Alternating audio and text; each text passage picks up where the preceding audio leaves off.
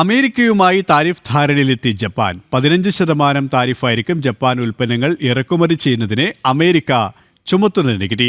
$550 billion നിക്ഷേപം അമേരിക്കയിൽ Japan നടത്തും. അമേരിക്കയുടെ ഓട്ടോമൊബൈൽ കാർഷിക ഉൽപ്പന്നങ്ങൾക്ക് ജപ്പാൻ വിപണി കൂടുതൽ തുറന്നുകൊടുക്കുമെന്നും ചർച്ചയിൽ ധാരണയായിട്ടുണ്ട്.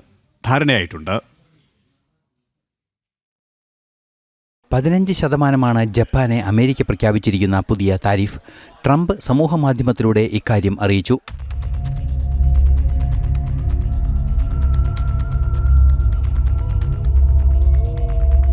പുതുക്കിയ നിരക്കിനു പുറമെ മറ്റു വ്യവസ്ഥകൾ കൂടി അമേരിക്ക മുന്നോട്ട് വച്ചു.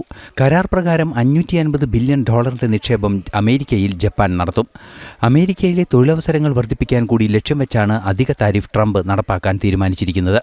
മാത്രമല്ല, ജപ്പാന്റെ വിപണി അമേരിക്കൻ കാർഷിക വാഹന വ്യവസായ രംഗത്തിന് തുറന്നുകൊടുക്കുകയും വേണം.